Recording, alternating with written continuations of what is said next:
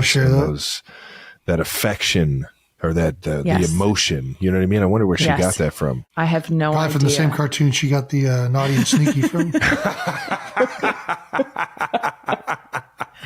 that was good. Yeah, that cartoon. I'll tell you. Kids don't watch Bluey. Those Australians. Who's good cop, bad cop parent? I'm bad cop. Jason's good cop. Chance. What? Jason, you're I'm good definitely cop, bad huh? cop. I'm bad cop and good cop. Never know what you're going to get. You got to keep them on your toes. I have to be bad cop most of the time because I'm outnumbered. On any given day, I have to be bad cop most of the day. You're all arrested. Exactly. We're trying to limit injuries and keep the peace for the most part. And when it's just me and it's 3 against 1, I got to try and nip it in the bud before anything goes terribly awry.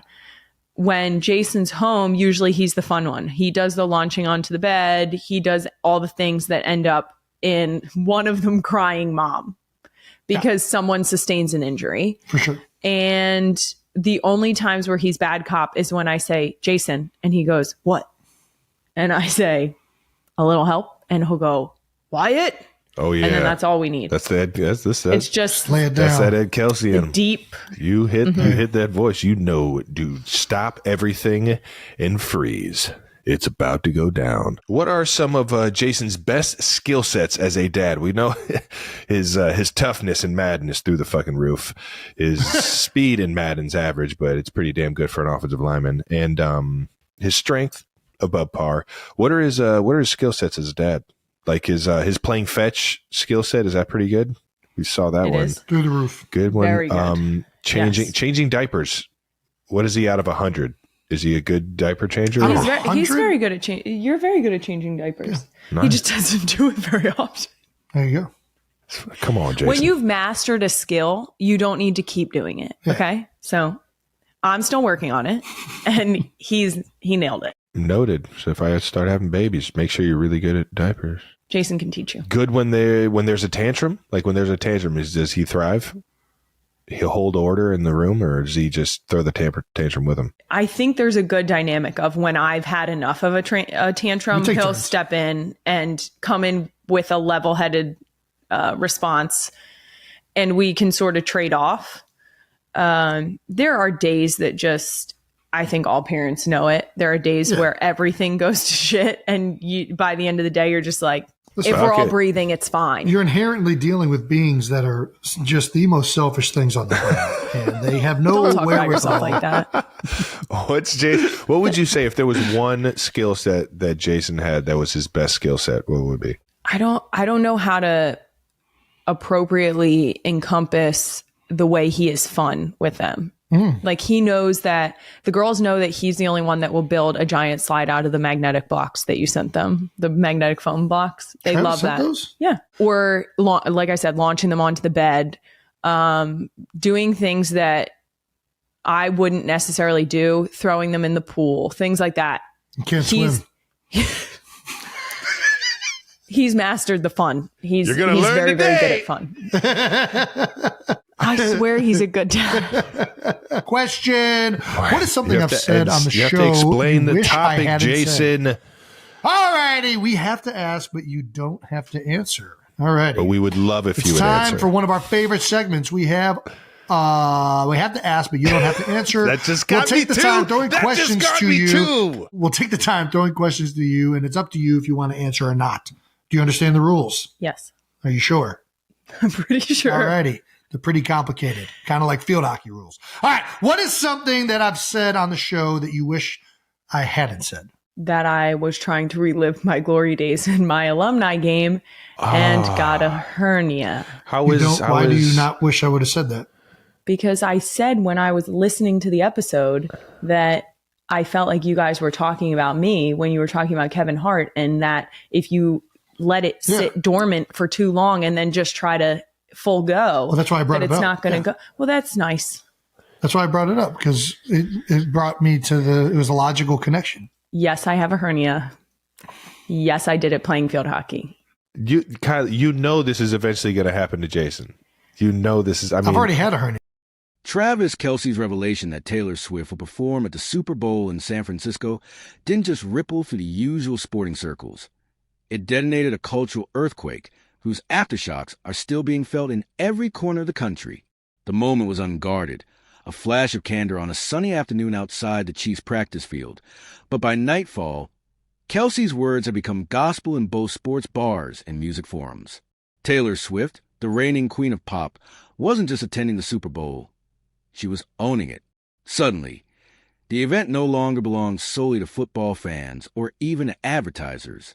Now, the Super Bowl was transformed into the year's ultimate spectacle, a convergence of touchdowns and chart toppers, a stage where the boundaries separating music and athletics would dissolve in a single, unforgettable night. As news outlets scrambled to verify Kelce's claim, the internet ignited like dry timber. Swift's fandom, already legendary for its organizational prowess, activated in minutes. Flights to San Francisco vanished from booking sites. Hotel lobbies filled with fans clutching friendship bracelets and hand-lettered signs.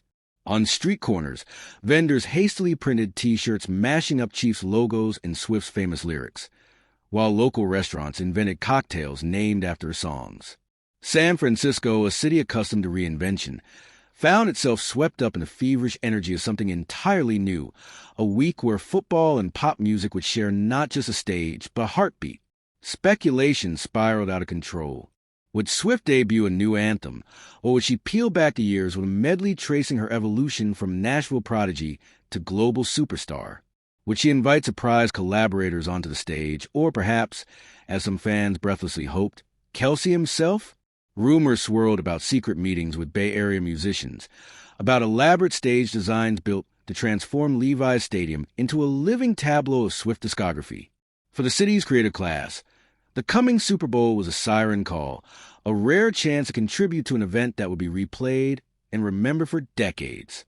Television producers and sports analysts found themselves moonlighting as music critics, poring over past halftime shows and comparing Swift's star power to that of Prince, Beyoncé, or Shakira.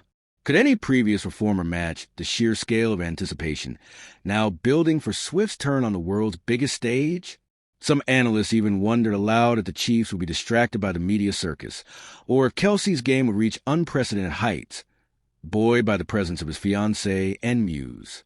Every angle was dissected, every possibility mapped out, but the one constant was a sense that this year's Super Bowl had transcended sport and become a cultural moment. Meanwhile, insiders whispered stories of Swift's preparations. She was said to be working with choreographers and designers whose resumes spanned Broadway to Coachella, rehearsing deep into the night with a perfectionist intensity. Each detail, from lighting cues to costume changes, was guarded with military secrecy, but few tantalizing hints escaped. There would be nods to every era of Swift's career, from the confessional tenderness of her earliest songs to the synth-drenched spectacles of her recent albums, all woven together into a performance designed to enthrall even those who'd never before listened to her music. For Swift, the Super Bowl was more than a gig. It was a chance to etch her legacy into a night watched by millions, to create the kind of indelible memories that fans and families would reminisce about for generations. The stakes were immense, but so was the promise. And then there was the love story at the center of it all. In a world that often feels cynical and transactional, the connection between Swift and Kelce radiated something refreshingly pure. Their appearances together, whether courtside at a basketball game or arm-in-arm on a city street, were dissected online, but what shone through was the simple, unvarnished delight they took in supporting one another. Kelce's teammates joke about his good luck, but even the most stoic lineman admitted that his play had reached new dimensions since he begun dating the world's biggest pop star. Swift, for her part, wore Chiefs jerseys and cheered with all the earnestness of a lifelong fan. Their relationship became a microcosm of the event itself. Two worlds unexpectedly and beautifully colliding. As the big game approached, San Francisco transformed. Buildings shimmered with projected images of Swift holding a football, murals appeared overnight, and the city's usual fog seemed charged with anticipation. Ticket prices soared astronomical heights, and every news segment ended with a countdown clock. Even those with no interest in football or pop music found themselves swept up in excitement, unable to resist the gravitational pull of what promised to be an unprecedented night. No one could predict exactly what would happen when Swift took the stage or how Kelce might react. Would there be a wink, a wave, a lyric change in tribute, a spontaneous sideline dance? The uncertainty became its own kind of magic. After all, the Super Bowl is about possibility. The chance that, in the space of a few hours, the ordinary might give way to the extraordinary. This year, as the lights blaze over Levi's Stadium and millions around the world lean in, they will be watching not just for a winner, but for a moment that feels like history in the making, where music and sport, love and ambition come together and redefine what it means to put on a show.